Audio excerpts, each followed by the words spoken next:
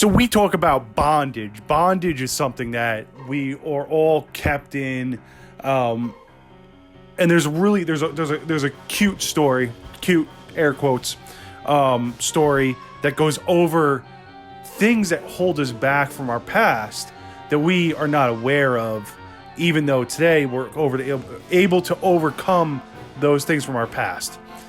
I'm just going to ad-lib this story a little bit, so if it's a little bit off, if everybody knows the story exactly, that's okay. It's going to be my version. So the story goes that these kids went to the carnival, right? And there's these huge elephants, and there's this tiny little rope wrapped around their leg with this little stake that sticks in the ground, and the elephants do not move. And it's humorous, it's almost comical that this little rope is holding this gigantic elephant. So the kids ask the carnival workers, what's going on here? This elephant can just rip this rope right out of the ground and go on a stampede, So the carnival workers say, oh no, when they're little tiny elephants, little babies, we tie the same rope that they have right here, the same size rope with the same stake, and we stake it in the ground. And when they're little, they struggle and struggle and struggle, and they can't get this rope out of the ground or get away, because when they're that small, that size rope will hold them.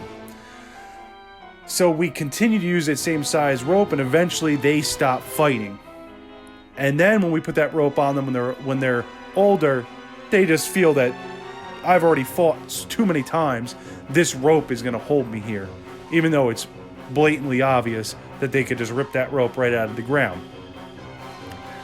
So that little story of what they do to condition is no different than the way that you're conditioned to think that you can't do certain things or accomplish certain things. We talk about classes of people, right? One of the big classes of people is women. We have women's rights, but a woman is told that she is not able to do X, Y, or Z, right? Yet she is able to do that, just not at the efficiency of another person. Kind of delved on that less, statement, and a few other statements throughout, coming up to this.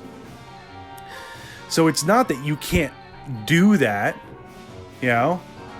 it's that somebody else is more proficient at doing it than you are. That doesn't mean that you can't do it or become as proficient, or at least get it done. And there's when I'm not talking about, home stuff or anything like that. There's also, when we talk about other groups, there's minority groups that say that they can't do things because of educational boundaries, because of social, economic boundaries. Yet we see people from those classes come up in politics. We see people from those classes come up in technology. The internet is a great place for them to come up. Sports, you see them come up and they tell their story.